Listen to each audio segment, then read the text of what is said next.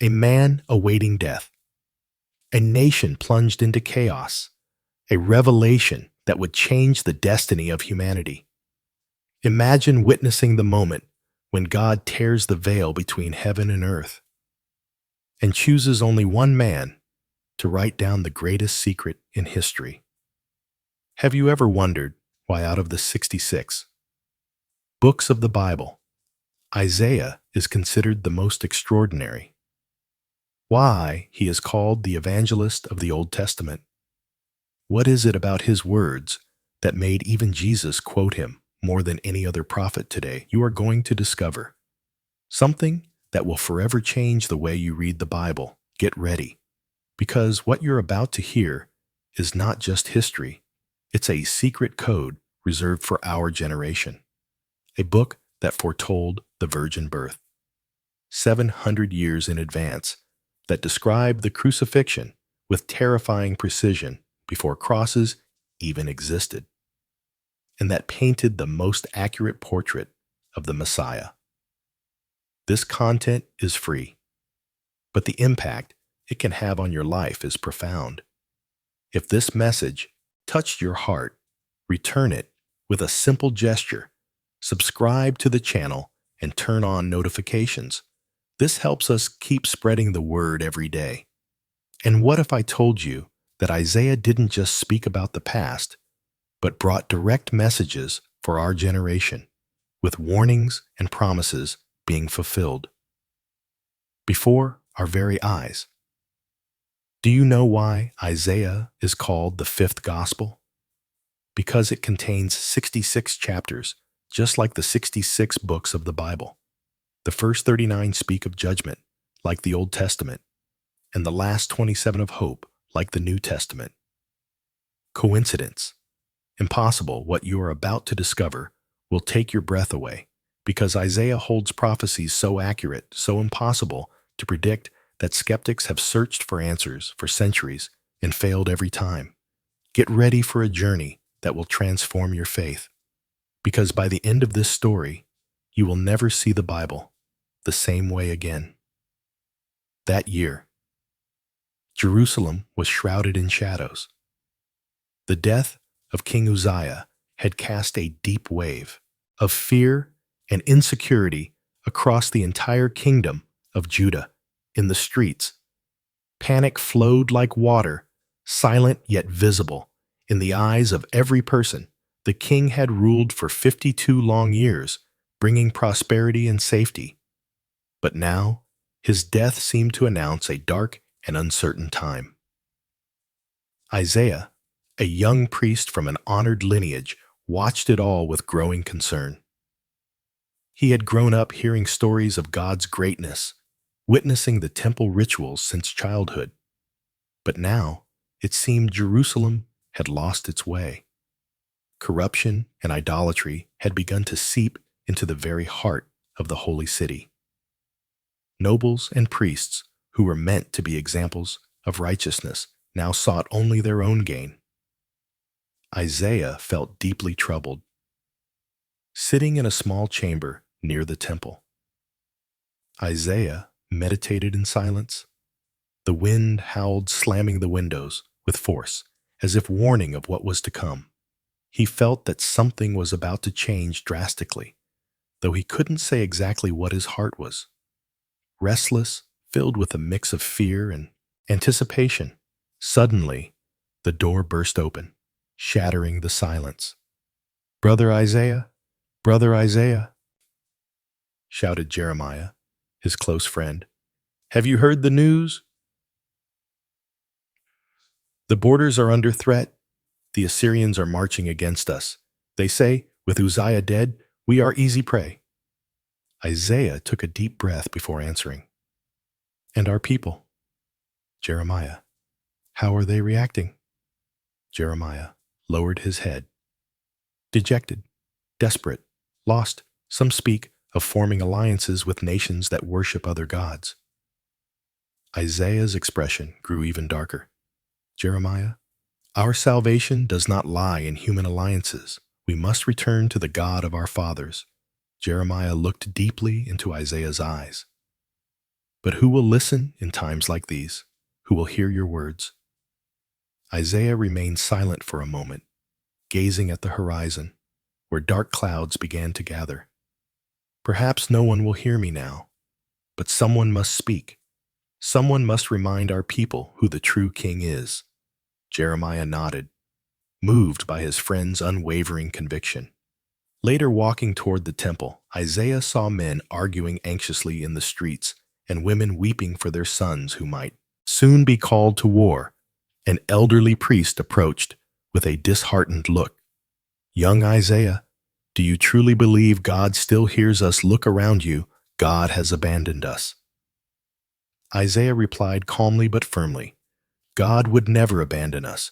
We are the ones who have turned away from him. The old man shook his head in disbelief and slowly walked away. Upon entering the temple, a heavy silence hung in the air, almost tangible. Isaiah approached the altar, knelt slowly, and began to pray. God of our fathers, we are lost. Our nation is drifting from your law. Our hope is fading. Where else can we look but to you? As he prayed, Isaiah felt a strong wind sweep through the temple, gently shaking the sacred veil. An indescribable presence began to fill the space, intense and overwhelming. A radiant light emerged from behind the veil, piercing through him with a brilliance too great to endure. Isaiah's eyes filled with tears. His body trembled uncontrollably. "O Lord," he cried with a trembling voice, "what am I seeing?" A voice resounded deep and majestic. "Holy, holy, holy is the Lord of hosts. The whole earth is full of his glory."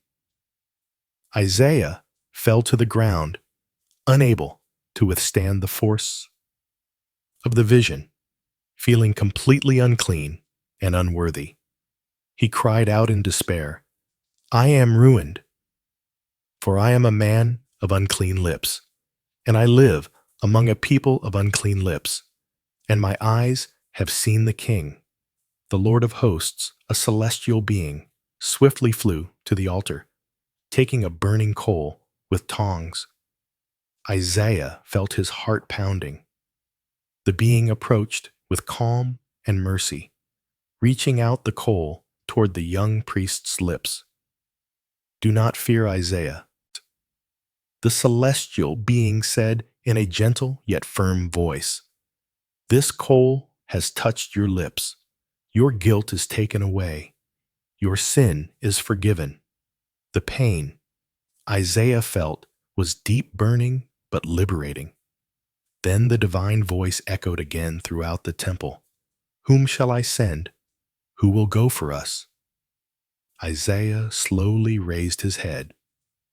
Even knowing the trials he would face, he felt compelled to answer with resolve. He lifted his voice. "Here I am, Lord. Send me yet." Little did he know that what he saw in that temple would haunt him for the rest of his life. Isaiah remained kneeling on the cold temple floor, his heart racing, his mind in absolute turmoil. His lips still burned from the touch of the heavenly coal, but now a new reality unfolded before his eyes. One far beyond any human understanding. Everything around him seemed to vibrate. The ground, the walls, even the air itself pulsed with an indescribable force. A light so intense appeared before him that Isaiah had to cover his eyes with his hands, unable to bear the blinding brightness. Through the gaps between his trembling fingers, he began to perceive extraordinary details. Before him stood a majestic throne, high and exalted, radiating a pure and penetrating light. Seated on the throne was the Lord, a vast, immeasurable figure whose face could not be beheld, so great was his glory around the throne.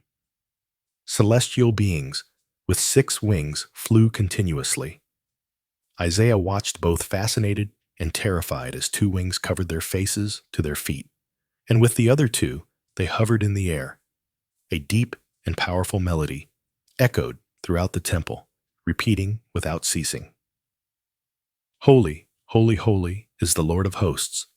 The whole earth is full of his glory. The voice of these beings resonated deep within the prophet's soul, causing every fiber of his body to tremble. The entire temple seemed to quake under the intensity of that divine proclamation. While smoke began to fill the space, partially clouding his vision, overwhelmed by fear, Isaiah began to murmur to himself, "How can I be here? This is too much for any man to bear." With every repetition of the celestial chant, his heart sank deeper into the painful awareness of his own impurity. It wasn't just fear. It was an overwhelming sense of shame in the face of divine perfection. He bowed his head, a tear slowly tracing down his cheek and falling onto the temple floor. "I am ruined," he whispered, trembling under the weight of that terrifying revelation. "I am unworthy of this. I do not deserve to witness such glory. I am a man of unclean lips, and I live among a people of unclean lips." Isaiah pressed his hands to his chest, trying to ease the suffocating weight pressing down on him.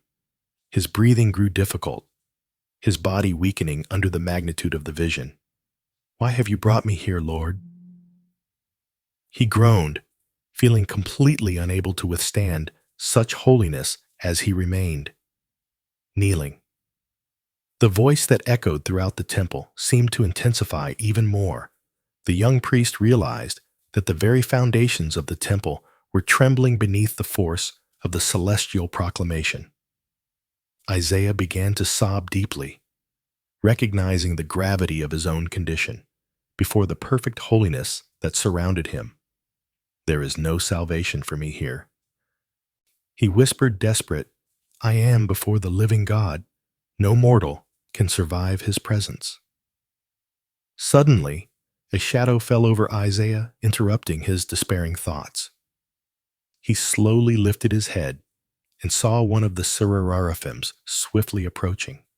His heart pounded and fear overtook him. Convinced that this moment would be his end, the celestial being held something in his hands. Isaiah tried to identify it, and his heart nearly stopped when he realized what it was: a burning coal taken directly from the heavenly altar. The searing glow of the ember seemed to light up the entire temple, casting dancing shadows on the smoke-filled walls. The celestial being came closer, his piercing eyes fixed on the trembling prophet.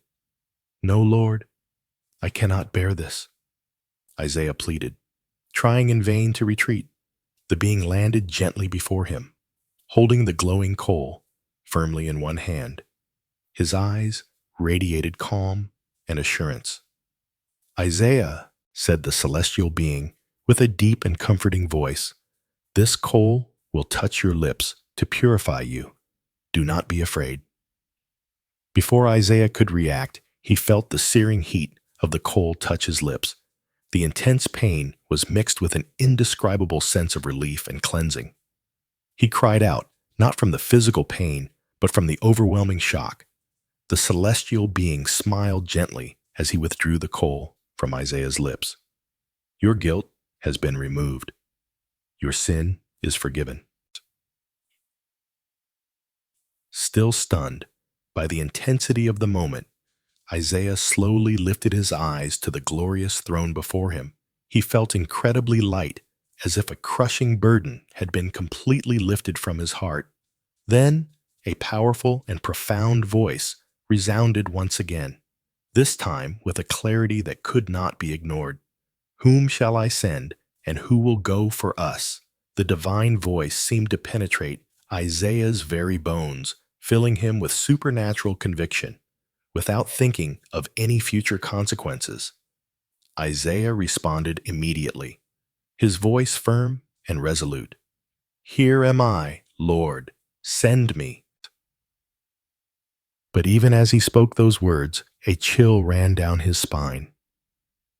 Something inside him whispered clearly that his life would never be the same. He had no idea of the pain, rejection, and trials that still awaited him. the intense light slowly began to fade, and Isaiah realized that the vision was coming to an end. But before he could breathe a sigh of relief, a sudden wave of deep anguish washed over him. Something was still hidden, something he would have to carry for a long time. Just when he thought the experience was over, a new and terrifying image began to form slowly before his eyes. And when Isaiah thought he would die, something completely unexpected happened.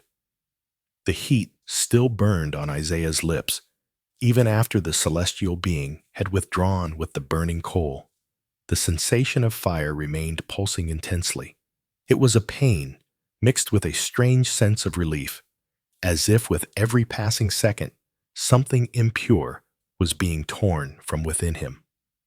Isaiah remained kneeling, eyes closed, breathing heavily.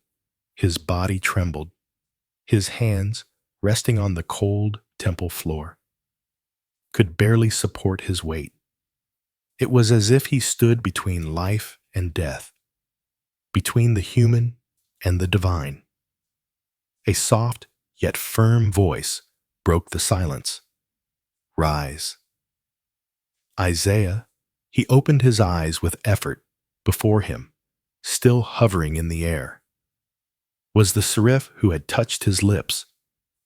The light surrounding him was less blinding now, but the glory of the place remained undeniable. Your guilt has been removed. The celestial being repeated, your sin has been forgiven.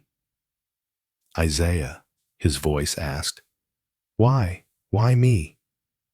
I am nothing more than a fragile man, a sinner. The seraph only smiled, as if the answer were too obvious to be spoken. Then the atmosphere began to vibrate once more. A voice more powerful, more majestic than any Isaiah had ever heard echoed through the walls of the temple. Whom shall I send, and who will go for us? Isaiah felt his heart stop for a moment. The question seemed to float in the air, awaiting a response as if the universe itself waited on the decision of a single man. He looked around as if searching for someone else who might take on such a responsibility. But the temple was empty, save for the celestial beings and the overwhelming presence of God. I am here. His voice came out weak at first, but then gained strength, as if a new vigor was rising from within. Here am I. Send me. The words left his lips before he could even reflect on the consequences. It was an impulse, a deep inner certainty, a response not born of the mind, but of the soul. For a brief moment, silence fell. Not even the seraphim sang. Only the sound of Isaiah's heavy breathing filled the air. Suddenly, the light around the throne grew brighter. It was as if heaven itself was responding to his answer. The celestial being before him drew closer. Once more, looking him in the eyes, with a gaze that held both compassion and solemnity. Then listen carefully. Isaiah, he said, the path you have chosen will not be easy. Your words will be like hammers breaking stone, but they will strike hearts of stone. You will speak to the people, but they will shut their ears. You will prophesy, but they will not believe. Isaiah furrowed his brow confused. Lord, how long will this go on? Until when will they not listen? The answer came like thunder, rumbling through the temple walls until the cities lie ruined and without inhabitant, until the houses are deserted and the fields desolate, until the Lord drives the people far away and the land is left utterly forsaken. Isaiah's blood ran cold. His hands began to tremble again. He sensed that the mission was far greater, far heavier than he had ever imagined. The celestial being then made a gesture toward him. But Isaiah, even in the midst of destruction, a remnant will remain, a stump, a holy seed will survive. Isaiah took a deep breath, trying to absorb it. He felt small, powerless, yet at the same time a new fire began to burn in his chest, a fire that no rejection, no pain and no future suffering could extinguish. Still on his knees, he closed his eyes for a moment, preparing himself spiritually for what was to come. When he opened his eyes again, the temple seemed to have returned to normal. There was no more smoke, no visible seraphim, no radiant light. But Isaiah knew his life would never be the same. He stood slowly, looking toward the altar with a mixture of awe and reverence as he stepped out of the temple. The first rays of sunlight pierced through the clouds as if the heavens were whispering to him, "This is only the beginning." Isaiah took a few steps outside and, looking toward the city, saw the people going about their routines, completely unaware of the supernatural experience he had just lived. Jeremiah, his friend, spotted him from afar and ran to him. "Isaiah, where were you? You look different." Isaiah, his eyes still glowing with emotion, simply smiled, took a deep breath, and replied, "Jeremiah, I believe God has given me a mission." Jeremiah stared at him, startled. "What kind of mission?" Isaiah looked to the horizon, his expression serious. "A mission that will hurt more than I can imagine," he answered without hesitation, unaware of just how painful his mission would truly be. Before we continue, we ask for your support. Subscribe to the channel and leave a like to help us keep bringing deep Bible stories like Isaiah's to more and more hearts. Now, let's continue with the journey of this prophet who saw the future through eyes of faith. Isaiah walked slowly through the streets of Jerusalem, feeling the weight of the mission he had just received. Each step seemed to carry the echo of the divine voice still ringing in his mind. "Go and tell this people." But what God had said afterward left the young prophet with a heavy heart. "Jeremiah," said Isaiah, calling out to his friend as he approached a small square where some men were arguing about politics and war, "I need to tell you something." Jeremiah turned quickly. "You're still not yourself." "Isaiah, ever since that morning in the temple, your eyes have changed. What happened?" Isaiah took a deep breath as if drawing courage from the depths of his soul. "God called me." But he hesitated for a moment. "He also revealed to me that the people will not listen to me." "What do you mean?" asked Jeremiah, frowning.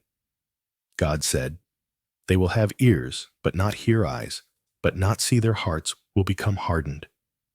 Jeremiah fell silent for a few seconds, as if trying to process what he had just heard.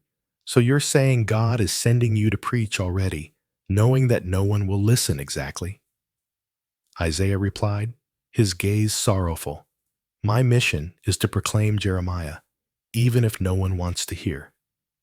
His friend ran a hand through his hair, confused. "That makes no sense." "Isaiah, why would God do that?" Isaiah sighed deeply. "Because even in the midst of rejection, there is a greater purpose. A remnant will be saved. A holy seed will remain." The two walked in silence until they reached the entrance of the marketplace. There Isaiah saw a group of religious leaders, the same ones he had seen many times in the temple, approaching cautiously. Isaiah raised his voice, "O people of Jerusalem, thus says the Lord, listen closely, but do not understand. Look clearly, but do not perceive." Some men stopped to listen.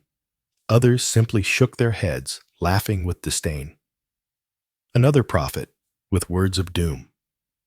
One of them muttered, "We don't need prophets, we need soldiers." Shouted another Isaiah, his gaze fixed and full of determination, continued, "Harden the hearts of this people, O Lord. Shut their ears, blind their eyes, until the cities lie in ruins, until the fields are laid waste." Silence fell over the square for a few seconds, but soon laughter and insults began. Again, "Go away!"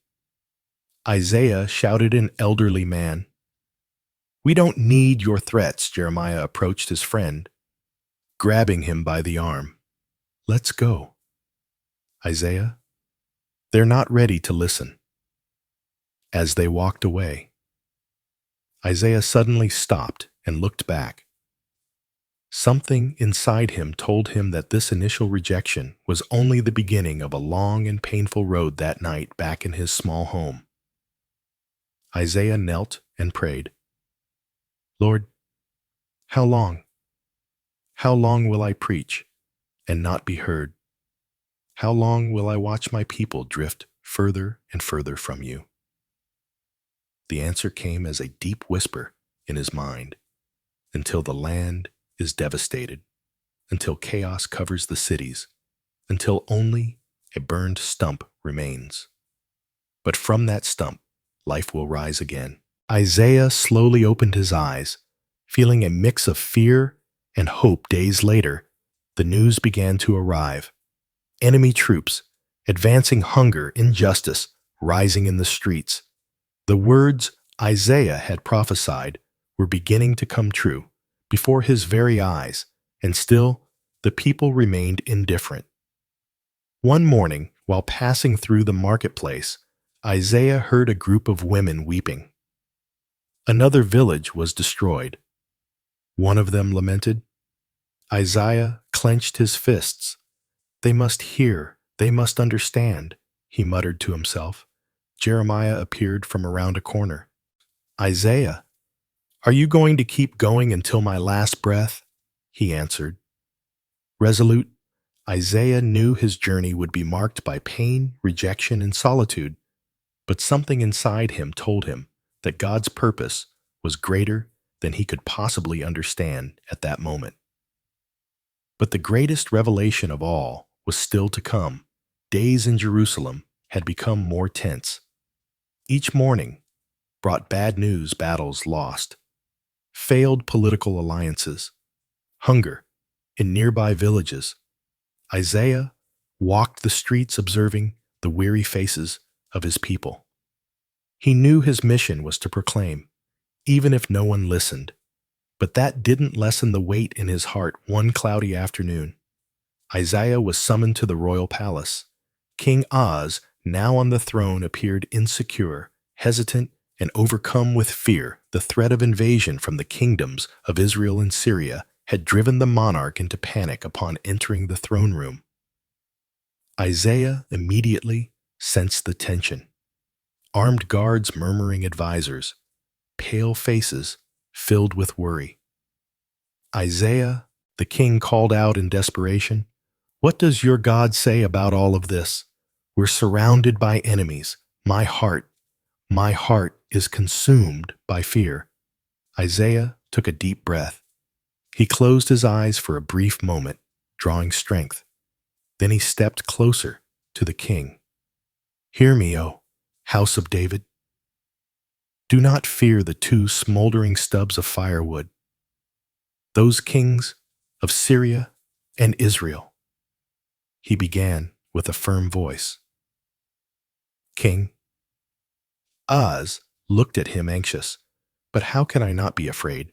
They are already at our gates." Isaiah remained unmoved. "God will give you a sign, something that will prove he is still in control." He paused briefly and looked straight into the king's eyes. "Behold, the virgin shall conceive and bear a son, and shall call his name Emmanuel." A heavy silence fell over the room. "What?" asked Ahaz, visibly confused. "The virgin conceiving that bud? That's impossible." The advisors around him began to murmur, exchanging doubtful glances. "This makes no sense," whispered one. "Isaiah, you speak in riddles," said another. Irritated Jeremiah, who had accompanied Isaiah to the palace, stepped closer and whispered, "Isaiah, are you sure of what you heard?" Isaiah nodded firmly. "Absolutely." While the men in the room questioned, laughed, and mocked the prophecy, Isaiah stood still. His gaze was fixed on something far beyond human understanding. "Emmanuel," he repeated softly, almost like a prayer. As they left the palace, Jeremiah walked beside Isaiah, still stunned. "A virgin? How? How can that happen? Isaiah stopped and turned to his friend. I don't know, Jeremiah. I don't understand how. But I know this is what God revealed. And I know that one day that child will be born. But the people, Jeremiah insisted, they hardly believe what you already say. How can they possibly accept something like this? Isaiah looked up at the sky, now covered in gray clouds. I don't understand it all, either, my friend, but I know. I must speak in the days that followed. The news of the prophecy spread quickly, wherever he went. Isaiah heard the comments, a son from a virgin madness. Some said, now the prophet is truly delusional. Others mocked. There were laughs, sarcasm, even direct insults one morning as he walked toward the temple. Isaiah was approached by a group of young men. Hey, prophet, one of them shouted. When's your Emmanuel coming? We get it. You love metaphors, right? Isaiah stopped looking at them calmly. Laugh today, mock now. But the words of the Lord do not fail. The group burst into laughter as they walked away back in his home. Isaiah knelt again, as he had done so many times before. Lord, why do you show me things my mind cannot grasp? Why do you make me proclaim? A sign, so mysterious, the silence of the night was his only answer. And then, as he sat there with eyes closed and a heavy heart, Isaiah had another brief vision. A woman bathed in light, her belly growing, and a child in her arms. Emmanuel? He whispered, tears streaming down his face. The image vanished as quickly as it had appeared. Isaiah remained motionless, struggling to breathe. This defies all human logic, he whispered as tears continued to fall. Isaiah realized that what he had seen defied all human logic. The weeks following the revelation of the sign of Emmanuel were even more challenging for Isaiah. Tension in Jerusalem was rising like a storm. About to break, enemies surrounded the borders, and fear had taken hold of everyone. Even so, Isaiah rose every morning with the same conviction to deliver the message of hope that God had entrusted to him. On a cold morning, Isaiah stood in the central square of the city. There, merchants were setting up their stalls, and citizens wandered about discussing the latest military threats. Isaiah raised his voice with conviction. Hear me, people of Judah, do not let fear consume you. The Lord himself will give you a sign. The virgin shall conceive and bear a son, and he shall be called Emmanuel, God with us. Some people stopped to listen. Others simply walked on, shaking their heads in disapproval.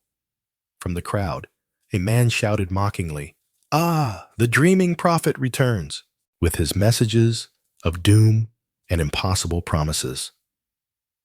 Another man, with a bitter expression, added, Emmanuel, what kind of God allows such suffering to fall upon us? Isaiah, undeterred, continued, Even in the midst of despair, there is hope. This child will be a sign that God has not abandoned us, even when there is silence, even when everything around us screams defeat. God is with us. Jeremiah, always nearby, came closer and whispered, Isaiah, don't you see that the more you speak, the more hatred you stir? They look at you with contempt. Isaiah closed his eyes briefly. I know, Jeremiah, but if God told me to speak, I will speak, even if no one believes his word does not return empty. That night, Isaiah gathered his family at home with his wife and children. Around him, he spoke with emotion, thick in his voice. My children, I know. Many laugh at me. They say I'm mad. But I want you to know, I believe every word the Lord has given me. One day, this child, this Emmanuel, will be born, and he will change everything. His wife, always quiet, gently touched his hand. I believe you, my love. Isaiah smiled, his eyes brimming with tears. Days later, a group of religious leaders came looking for Isaiah at the temple. Their faces were stern, almost hostile. Isaiah said, the eldest among them, "We can't allow you to keep spreading false hope among the people. We are already suffering enough." "These words are not mine," Isaiah replied firmly. "They are from the Lord of hosts. If he sent me to proclaim hope, that is what I will do." The man snorted in anger.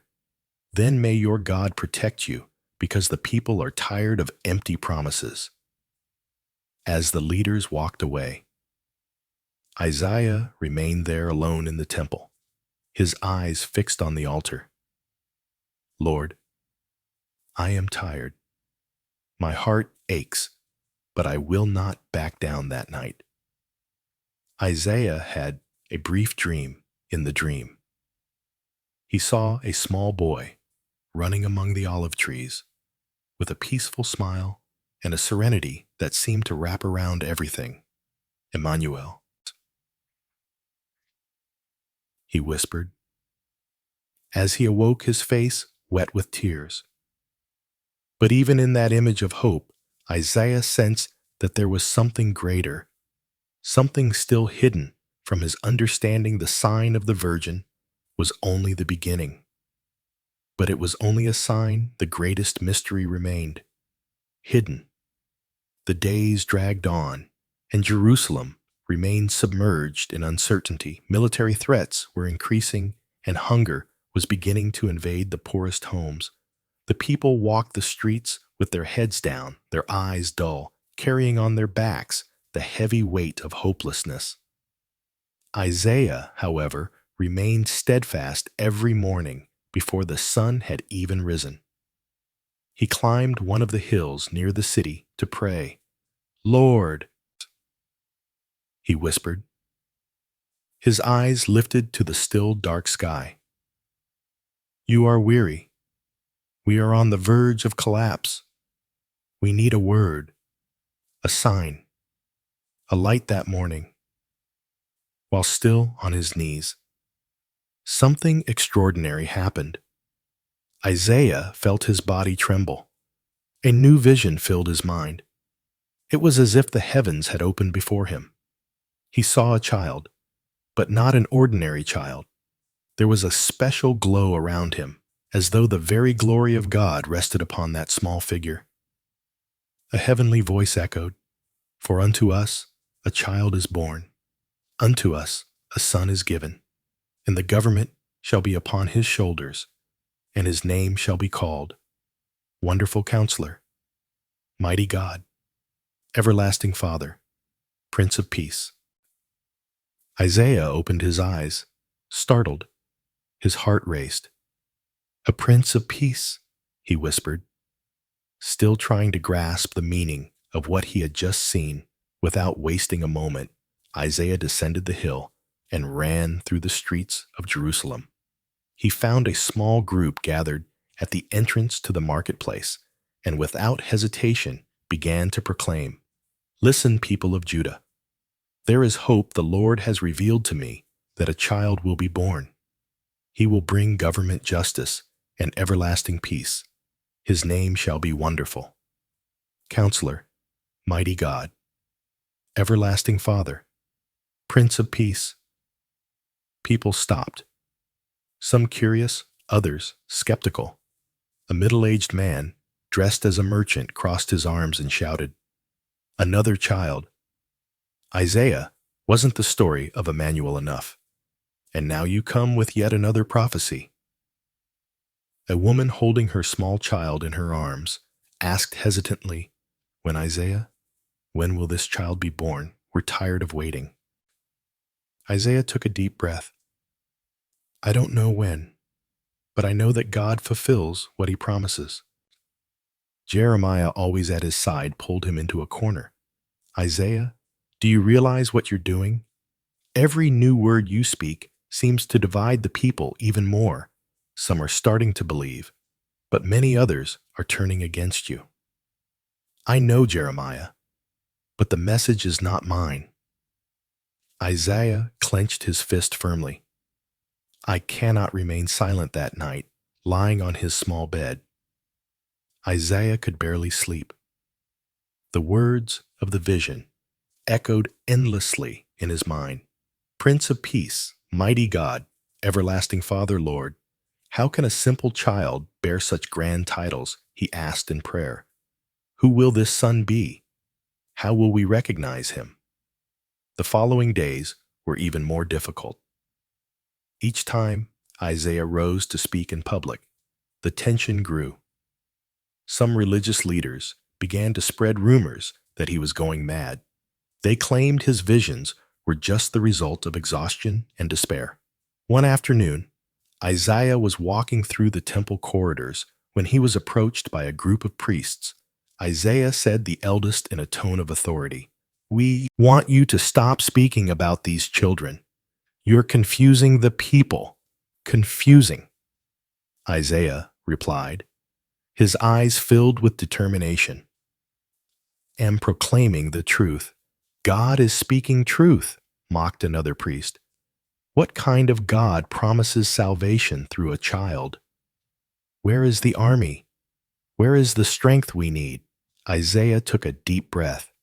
"It's not by armies nor by human strength," he answered.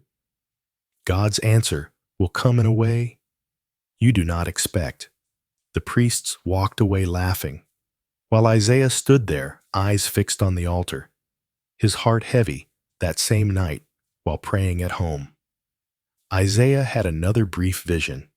He saw crowds of people, not just Israelites, but people from many nations speaking different languages and coming from different cultures, all walking toward a great light on the horizon. "The people who walked in darkness have seen a great light," he whispered, repeating the words, forming in his mind. The next day, he returned to the central square and proclaimed, "The people who walked in darkness will see a great light, those who dwell in the land of the shadow of death upon them. The light of the Lord will shine." But as before, many ignored him, others laughed, some more, enraged, began throwing stones at him. Isaiah, dodged and protected by Jeremiah, managed to flee through the narrow alleys of Jerusalem. Once safely home, he fell to his knees. "Lord, how will all this happen when? Where, who will this child be? How will the people believe?" Once again, silence seemed to answer. A mixture of hope and confusion filled the prophet's heart. Isaiah knew he was in the midst of something far greater than he could comprehend, but the true meaning of it all was still hidden from his eyes. Isaiah did not yet fully understand how this would change everything. The light of hope Isaiah carried after the vision of the Prince of Peace was beginning to dim under the weight of the new messages God entrusted to him. The words now coming to his heart were sharp cutting like a double-edged sword. There were no more promises of immediate comfort. Now, what God wanted him to proclaim was judgment the next morning. Isaiah walked to the temple entrance with a pale face and hollow eyes from countless nights spent weeping in silence. "Jeremiah," he called to his friend, his voice trembling. "Today, the words the Lord has given me are too heavy." Jeremiah looked at him with concern. "More judgment." Isaiah, the prophet, only nodded, taking a deep breath before raising his voice to all who passed along the temple steps. "O house of Israel, O Judah, thus says the Lord of hosts, woe to Assyria, the rod of my anger with it. I will strike down rebellious nations. And as for you, people of Jerusalem, your arrogance will be brought low, the proud will be humbled, and the land will be laid waste." People paused for a moment. A strange silence hovered in the air, but murmurs as soon followed. "He's finally lost his mind," said one of the elders. "Always that voice of condemnation. Where is the God of mercy? Our ancestors worshipped another." Mocked Isaiah stepped down from the stairs, walking through the streets as he continued to proclaim, "Cities will be devastated, trees will be felled, vineyards destroyed, The pride of Judah will be crushed. You trust in human alliances, in your armies know this, the day will come when your warriors will flee without looking back. Jeremiah walked beside him, his head lowered. Isaiah, they won't listen. They don't want to listen. I know, the prophet replied, his voice heavy, but I cannot remain silent that night. Isaiah barely slept, kneeling on the cold floor. In prayer he cried out, Lord, how long must I proclaim judgment and destruction? How long must I see closed faces, deaf ears, and hardened hearts? And as a response, another vision appeared before his weary eyes. He saw scorched lands, homes reduced to dust, children crying in the streets, mothers mourning, and priests with torn garments sitting in the ashes. Ma'am, this is the price of disobedience. He murmured as tears streamed down his cheeks the next day during a small gathering with a group of farmers. Isaiah tried to warn them. Your fields will be seized, your harvests destroyed. The enemy will come like a swarm of locusts. Hear the voice of the Lord while there is still time. One of the men stood up angrily. Silence, prophet. Our problems are political, not spiritual. We don't want to hear your threats anymore. Isaiah stood firm. You may silence me, but you cannot silence the voice of God. Jeremiah once again pulled him away, afraid Isaiah would be stoned on the spot. As they walked through the narrow alleys, Isaiah suddenly stopped. His eyes were fixed on something only he could see. Jeremiah, I love them. I love this people, but their hearts are so hardened, Isaiah said, with a broken voice. How can I bear to witness all of this and not be able to stop it? You've done everything you could. Jeremiah replied, placing a hand on his friend's shoulder. All that's left now is to pray. Isaiah nodded, but the weight of the mission was nearly unbearable. That night, in silence, he once again isolated himself in the temple, kneeling near the altar. Lord, my heart is broken. The words you give me are heavy as stones. How long? How long? A strong wind blew through the temple curtains. Isaiah felt a chill run down his spine. God had shown him the consequences of disobedience, but the prophet sensed that the suffering to come would not be the people's alone. He himself would still face pain he could not yet imagine. Isaiah wondered if he could bear any more, unaware that the greatest pain was still to come. Weeks passed, and Isaiah's heart remained in constant conflict. The weight of the prophecies of judgment still consumed him. But in the midst of the pain, a new vision began to emerge during his early morning prayers. It was a cold morning. The wind cut through the streets of Jerusalem as Isaiah once again climbed the hill where he often sought answers. He knelt on the dry ground, hands lifted toward the sky.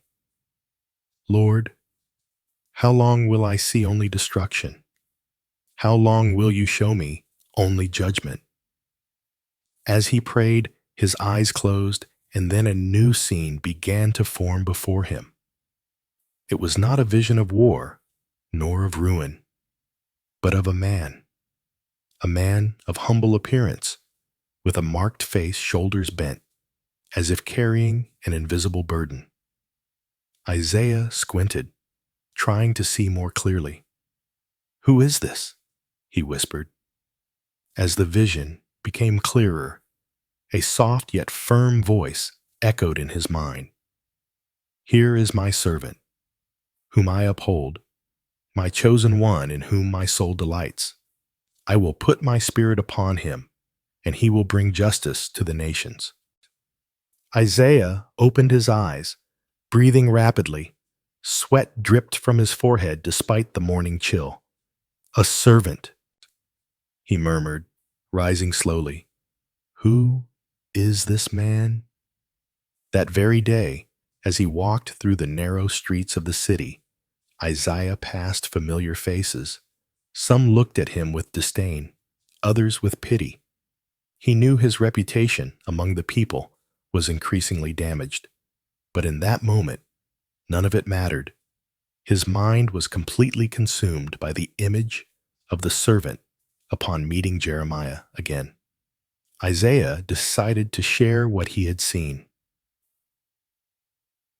"Jeremiah, I had another vision." "Another one?" his friend asked with a worried look. "Yes, but this time it was different. It wasn't about war or judgment. It was about a man, a servant." Jeremiah frowned. "A servant who I don't know." Isaiah shook his head, clearly confused. But he was special. There was something divine about him, and at the same time such deep humility. And what was he doing? Isaiah took a deep breath. He brought justice, but without shouting. Without raising his voice, in the streets, he didn't break a bruised reed and nor snuff out a smoldering wick. He carried suffering as if it were his own. Jeremiah was silent for a moment, taking in every word. "Isaiah, do you think this man is already among us?" "I don't know," the prophet replied, looking toward the horizon. "But I feel his mission will be greater than anything I've ever declared in the days that followed." Isaiah began writing down the words coming to his mind almost as a release. "Listen to me, you islands. Hear this, you distant nations. The Lord called me from the womb, from the body of my mother. He named me." He paused, taking a deep breath, feeling the weight of each word. His pen released. "From the womb," he whispered, "a chosen one from before birth." One afternoon, while crossing the marketplace, a young man approached with a mocking tone.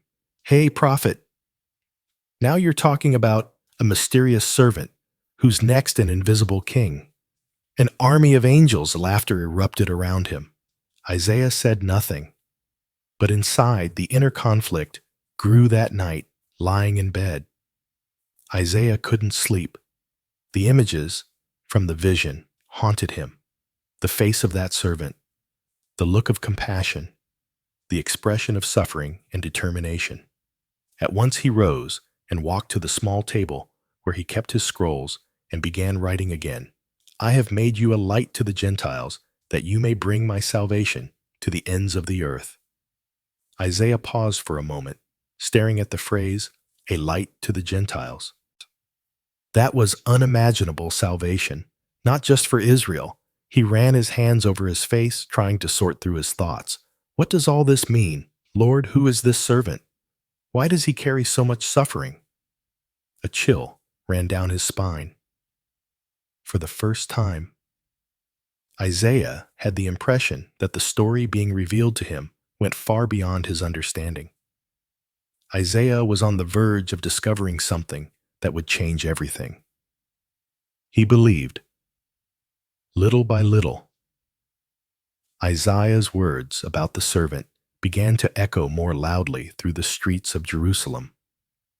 But instead of bringing comfort, they stirred confusion, irritation, and above all, rejection.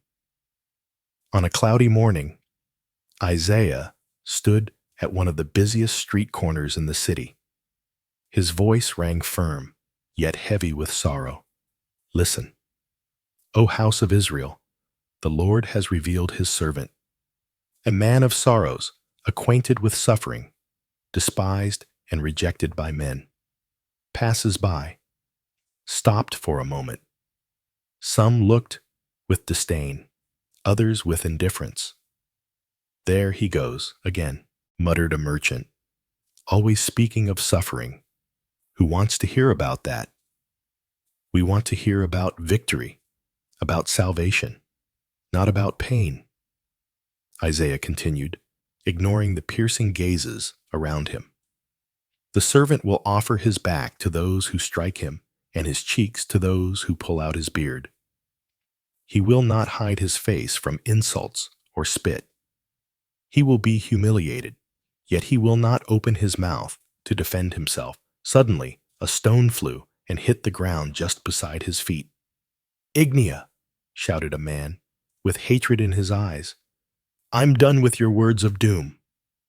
Other voices joined in. "Shut up, prophet of sorrow. Why would God choose a weak man to be his servant? We want a liberator, a warrior." Isaiah felt his chest tighten, even surrounded by the crowd. The weight of solitude pressed heavier than ever before, later that afternoon. As he returned home, Isaiah was met with something that hurt even deeper. His own cousin Eliab, whom he had grown up with and shared many memories, was waiting for him at the door. "Isaiah," Eliab began, glancing around to make sure no one was listening. "I've come to ask you, please stop this, stop," Isaiah responded, his voice breaking. "People are saying you've gone mad. No one wants to do business with our family anymore. My daughters are being avoided by their friends, our relatives. They're ashamed of your name." Isaiah lowered his head, the blow cut deep. "Eliab, I didn't choose this, but God chose me. I can't stay silent." His cousin clenched his fists in frustration. "Then bear the consequences alone. Don't count on me anymore." Without waiting for a reply, Eliab turned and walked away. Jeremiah, who had watched from a distance, approached. "Isaiah, even your family, now even them," Isaiah replied, eyes filled with tears. That night, Isaiah withdrew into the temple. He fell to his knees before the altar and cried out, "Lord, how long? How long will I be mocked? How long will I be rejected by those I love?" As he wept, a new vision began to take shape. This time, the servant was even clearer. Isaiah saw the gentle-eyed man being shoved, beaten, spat upon. The servant remained silent, enduring every blow without retaliation. Isaiah cried out in agony, "Why? Why so much suffering? Who is this man, Lord?" But the vision did not end there. Isaiah's gaze was drawn to a detail he hadn't noticed before. He saw blood. The servant's face was covered in blood, but it wasn't just blood. It was flowing from open wounds on his back, as if he had been scourged, punished, publicly humiliated. Isaiah covered his face in despair. "My God, what is this? Who would commit such cruelty against an innocent?" His heart pounded. The tears fell uncontrollably, and there, alone and rejected on the temple floor, the prophet understood that the pain he carried was only a faint shadow of the pain that this servant would endure amid rejection. Isaiah sees a terrifying detail in the vision. Isaiah could not sleep. The images from the last vision haunted him, night after night. Every time he closed his eyes, he saw that man's face, the servant, a gaze so full of pain of rejection, and at the same time of a strange and inexplicable compassion. On a cold morning, Isaiah climbed the same hill where he had prayed so many times before. He knelt with his face to the ground and cried out in agony, "Lord, please, I can't take this anymore. Why do you make me see this?" And once again, as so many times before, the heavens seemed to tear open before him. The vision came strong and relentless. Isaiah saw the servant now in greater detail than ever before. The man walked slowly down a narrow street surrounded by people who looked at him with disdain. Some spat on the ground as he passed. Others shook their heads in disapproval. An inner voice began to narrate in Isaiah's mind, as if God himself were dictating the words. He was despised and rejected by men, a man of sorrows, acquainted with suffering. Isaiah gasped for breath. He saw the servant being pushed, dragged, beaten without mercy. His face was swollen, covered in bruises, his eyes barely opened. From so many blows, still conveyed love. How? How can he look like that? Isaiah murmured, tears falling uncontrollably, and the voice continued. Like one from whom men hide their faces, he was despised, and we esteemed him not. Isaiah collapsed to his knees, his whole body trembling. The pain he saw was so real, so intense, it felt as if it pierced his own flesh. Suddenly, the scene shifted. Now, the servant was being scourged. Isaiah saw his back torn, lacerated, bleeding, with every lash. "No!" cried the prophet. "This is too much. I can't bear it." But the vision continued. The whips fell hard. The skin ripped in strips. Blood flowed mixing with the dust of the road, and yet the servant did not complain. He did not fight. He did not resist. Why does he accept this? Isaiah murmured between sobs. And then, as if God himself answered, the sacred voice continued, "Surely he took up our pain and bore our suffering. Yet we considered him punished by God, stricken by him, and afflicted." Isaiah, overwhelmed, shook his head, trying to cast out the image, but it remained unshakable, cruel, real. The vision continued. Now, the servant was being led somewhere Isaiah couldn't see exactly where, but he could hear the sounds of shouting, of mockery, and the distant weeping of women. But he was pierced for our transgressions. He was crushed for our iniquities. The voice continued.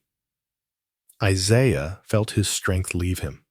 His legs gave way, and he collapsed completely to the ground. "Crushed," he whispered, "because of our guilt, our sins." The weight of the revelation was suffocating. Then, the final scene of that vision struck him like a blow to the chest. The servant lying still, his body covered in wounds, eyes closed, lifeless. Isaiah covered his face with his hands and screamed in despair, "Lord, I can't take it anymore. Don't show me anymore. It's too much for me." The wind blew fiercely over the hill. Dry leaves swirled around the prophet, lying prostrate. He remained there motionless, weeping. Jeremiah, who had been searching for him since morning, finally found him. "Isaiah, what happened? Are you all right?" Isaiah lifted his eyes, red, broken, his voice weak, full of desperation.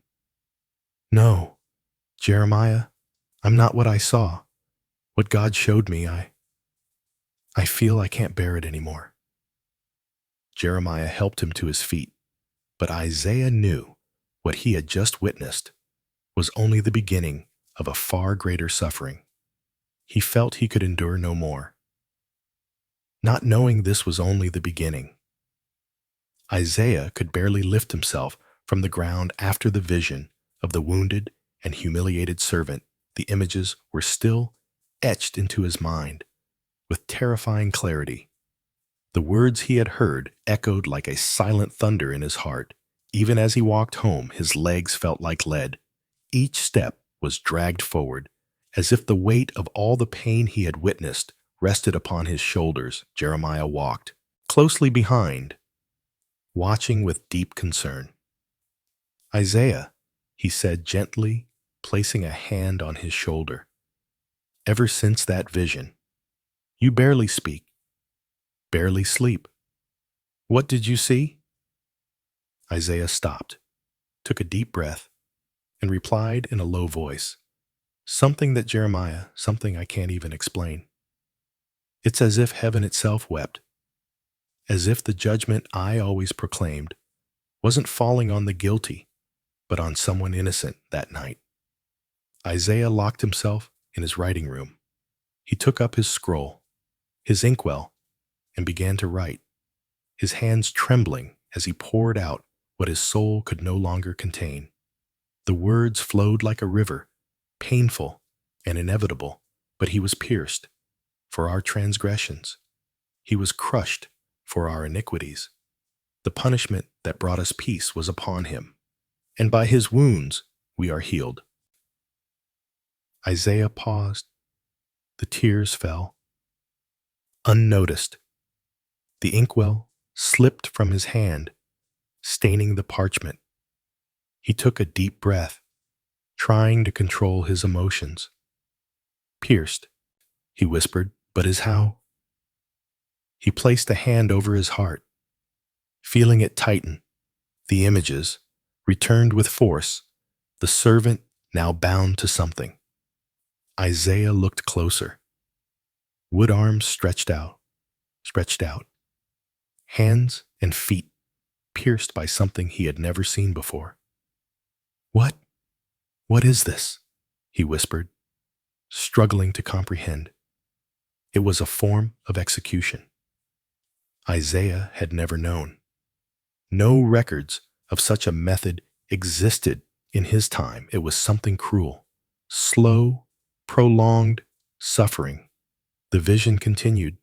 The servant hung there lifeless, his body covered in blood. People around him, laughing, mocking, pointing fingers. He was oppressed and afflicted.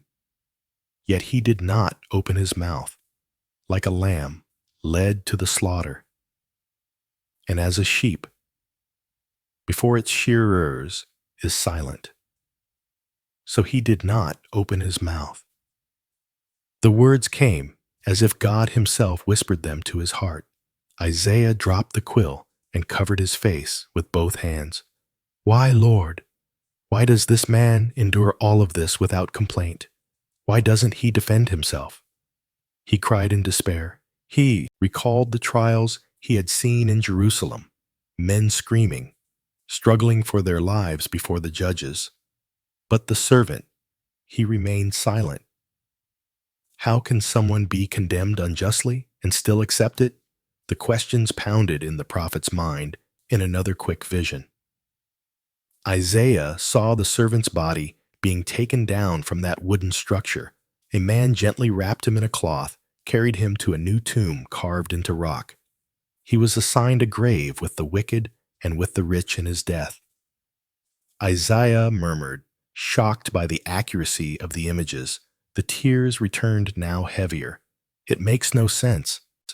He shouted, rising abruptly and knocking over scrolls and inkwells. Why an innocent man? Why must someone so pure suffer like this? Jeremiah hearing. The shouting rushed into the room. Isaiah! What's happening, Isaiah? With bloodshot eyes and ink-stained cheeks, answered between sobs. I saw it. I saw every detail. The suffering, the beatings, the nails, the humiliation, the death. Jeremiah remained silent for a moment, stunned. But why? He finally asked.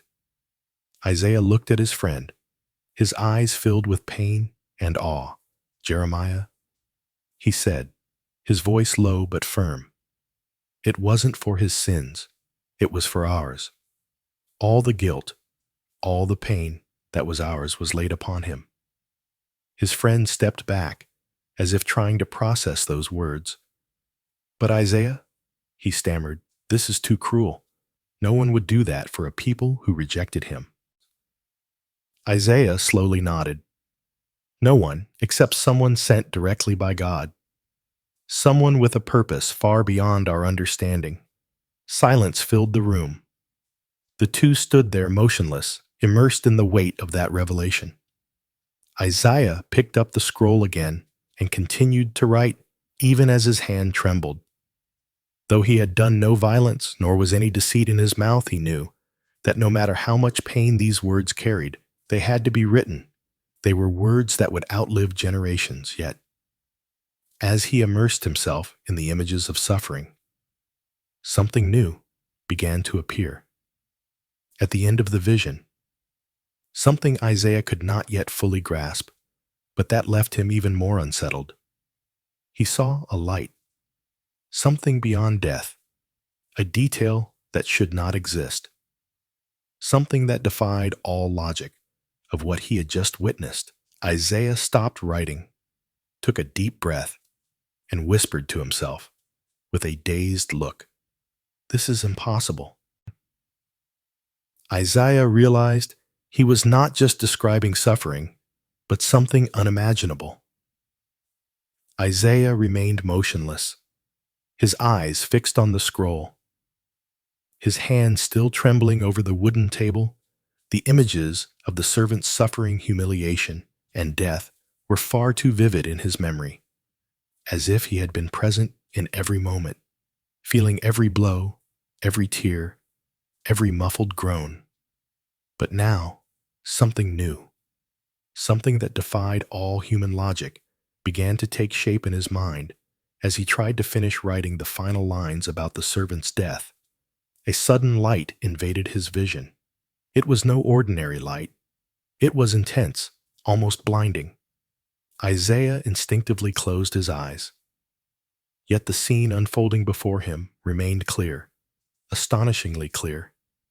He saw the same servant now alive. "No, this can't be," he whispered, his voice choked. Isaiah opened his eyes wide as if to erase the vision. But when he closed them again, the image persisted. The servant, the one he had just seen, beaten, pierced, dead, was now standing. His face was serene, his eyes full of life. The scars of suffering were still there, but something else had taken their place, something Isaiah couldn't name. But it made him tremble. A soft voice like a divine whisper echoed within him after the anguish of his soul. He will see the light and be satisfied. Isaiah felt the ground shift beneath his feet, light satisfied. "After such suffering," he murmured, covering his face with his hands, trying to contain the storm of emotions. He abruptly rose from the table and began pacing the room. "This is impossible," he repeated. "No one returns from death. No one." The sound of the door opening interrupted his thoughts. Jeremiah entered out of breath. "Isaiah, rumors are spreading. People are gathering, demanding that you stop speaking. They say your words are disturbing everyone." Isaiah, eyes fixed on the floor, responded in a low voice, "Jeremiah, what I've just seen, even I can barely believe it." What? Jeremiah stepped closer. Isaiah took a deep breath, as if struggling to organize his thoughts. "I saw life after death. I saw the servant, the one who was crushed, pierced. I saw him standing alive as if death itself had been defeated." Jeremiah stepped back, startled. "Isaiah, that's impossible." "I know," the prophet replied, tears falling slowly. "But I saw it with these eyes." Isaiah walked to his table, picked up the scroll, and with still trembling hands began to write once more. "And it pleased the Lord to crush him, causing him to suffer. And when he makes his soul an offering for sin, he will see his offspring. He will prolong his days, and the will of the Lord will prosper in his hand." He paused for a moment, reflecting on every word he was writing. "He will prolong his days," he repeated, trying to understand. Does that mean he will live even after being crushed? Jeremiah, still in shock, sat down beside him. "Isaiah, do you realize what you're saying? You're writing that a man, a real man, will die and then live again?" Isaiah nodded slowly. "That's exactly it. And more." He looked at his friend, his eyes full of awe. "He won't just live again. He will see the reward for his suffering.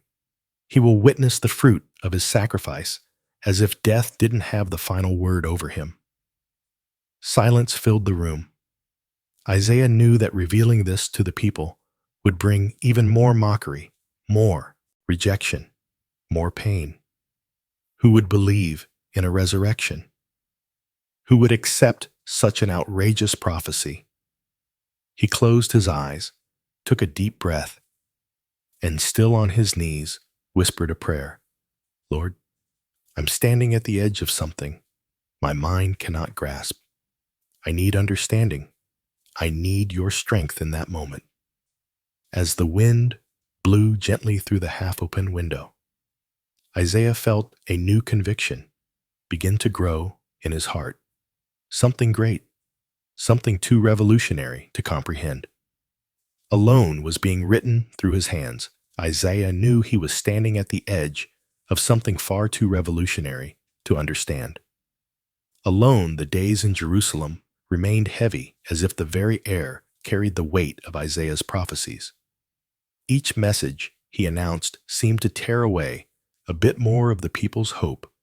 War, famine, judgment, suffering, everything was unfolding just as he had declared. Yet that morning, upon waking, Isaiah felt something different in his spirit. Sitting at the edge of his bed, he closed his eyes and prayed silently, Lord, after all I have seen, after all I have heard, is there any hope? And in that moment, a new vision began to take shape. Isaiah saw fields blooming where there had only been dry land. He saw children playing in the streets without fear. He saw men and women joyfully rebuilding the walls of Jerusalem. Laughter and songs echoed through the city. A gentle voice, almost like a whisper, filled the air. The Spirit of the Sovereign Lord is upon me, because the Lord has anointed me to bring good news to the brokenhearted. He has sent me to bind up the brokenhearted, to proclaim liberty to the captives, and release from darkness for the prisoners, to proclaim the year of the Lord's favor, and the day of vengeance of our God, to comfort all who mourn. Isaiah opened his eyes suddenly, his heart pounding. Hope, he whispered. Without wasting time, he rushed out of his house. He walked through the streets, crossed the city squares until he reached the temple. There, with a firm and emotional voice, he began to proclaim, O Jerusalem, O people of Judah, listen, a time of restoration is coming. It won't always be ashes and mourning. There will be comfort for those who weep. There will be freedom for the oppressed. The people used to. Isaiah's harsh messages looked on in astonishment. Some drew closer, curious. Isaiah asked an elderly woman, Are you saying that after everything there is still hope? Isaiah smiled, his eyes filled with tears. Yes, he replied with conviction. After the darkest night, the sun rises again, who has not forgotten us. Jeremiah, always by his side, placed a hand on his friend's shoulder. This is the message you've been waiting for, isn't it? Isaiah nodded. God showed me judgment, showed me suffering, but now he shows me redemption, a new beginning, a new chance for all of us. The following days were different. Isaiah was still rejected by some, but for the first time he saw, attentive eyes open, hearts people willing to hear about a better future. He began to record this new vision with special care, to bestow on those who mourn in Zion a crown instead of ashes, the oil of joy instead of mourning, a garment of praise instead of a spirit of despair. They will be called oaks of righteousness, a planting of the Lord for the display of his splendor. As he wrote, tears ran down his face, but this time they were not of pain. They were of hope. Jeremiah watched him from a distance and said to another friend, I've never seen Isaiah so determined, so full of life. Yet even with all this renewed energy, something still unsettled the prophet's heart. There was a detail, a piece of the puzzle that remained hidden as much as he spoke of restoration and hope. Isaiah felt that the final purpose, the deepest answer to all the visions, had not yet been fully revealed that night. As the cold wind rustled the curtains in his home, Isaiah knelt once again alone. Lord, you have shown me the pain, the judgment, the redemption, but I feel there is more, much more, something that ties it all together, something that will give meaning to every word I've written. He remained there for hours, waiting in silence. Fatigue overcame him, and Isaiah fell asleep right there on the floor. But in his dreams, a new light began to rise on the horizon of his mind, something great, terrifying, and at the same time, glorious. But the final revelation, the true answer to the question, why is the book of Isaiah the most astonishing in the Bible, was still to come. Isaiah awoke still on his knees, his face resting on the stone floor. The dawn slowly crept into his small home, casting golden beams of light through the cracks in the window. His body ached, his knees were bruised, but there was a different kind of peace, and at the same time, a tension in the air he had never felt before. He stood up, slowly, washed his face, took a deep breath, and with trembling hands picked up a new scroll. Something in his spirit compelled him. The words came with overwhelming urgency. Isaiah closed his eyes. The visions returned, but this time, everything seemed to make sense. He saw the servant, saw the unlikely birth from a virgin.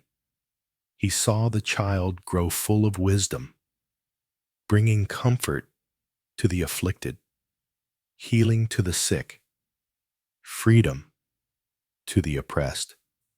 He also saw the scorn, the betrayal, the suffering, the death, and then life emerging where there had only been death. Isaiah opened his eyes, tears streaming down his face. "My God," he whispered, voice breaking, "everything points to him.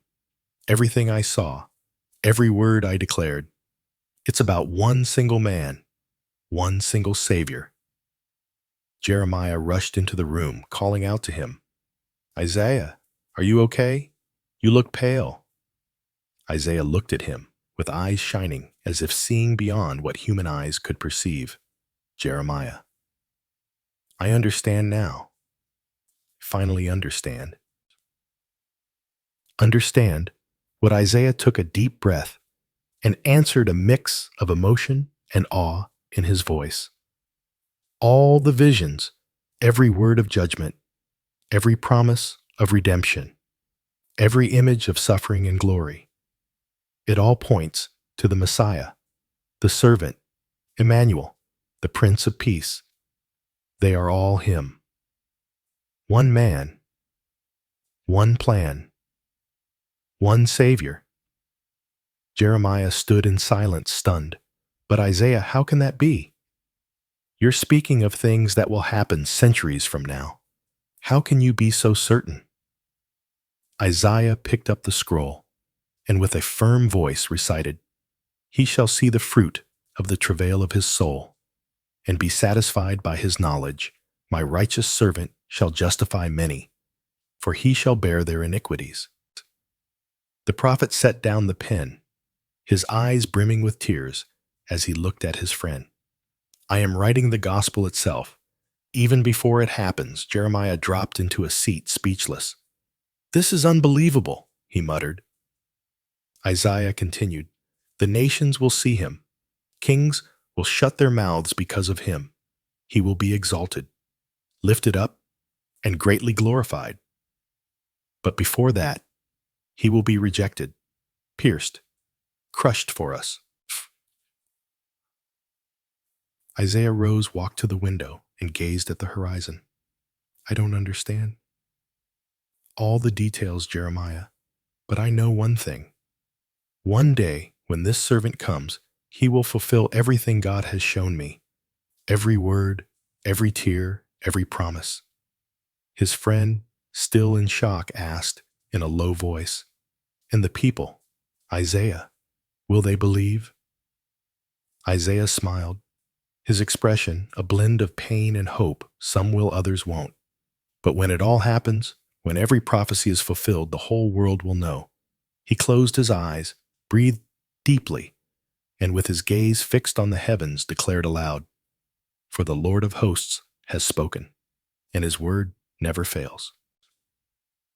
At that moment, a deep certainty filled Isaiah's heart. He had been chosen to record the greatest plan in the history of humanity, a plan that would only be fully understood centuries later, but which was beginning right there, in each line, in every prophecy flowing from his mouth. And now, as he finished writing, Isaiah set down the pen, took a deep breath, and smiled with tear-filled eyes. And now, do you understand why the book of Isaiah is the most astonishing book in the Bible? The revelation might just shock you. When Isaiah finished his prophecies, he may not have fully grasped the magnitude of what he was leaving to the world. He was just a man with his doubts, his fears, his tears, but also with a courage that few possess, a man who chose to obey, even when everyone around him rejected him. A man who, even without fully understanding, kept writing, kept speaking, kept prophesying. Today, when we look at the pages of the book of Isaiah, we don't see mere ancient texts or poetic words. We see a prophetic map, a timeline stretching across centuries, pointing directly to the coming of the Messiah, Jesus Christ.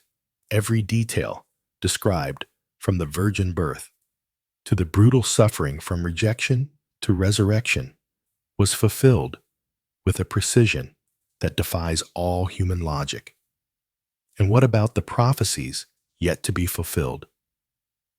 Isaiah also spoke of the second coming, the glorious return, a kingdom of eternal peace, where there will be no more death, nor sorrow, nor crying, nor pain.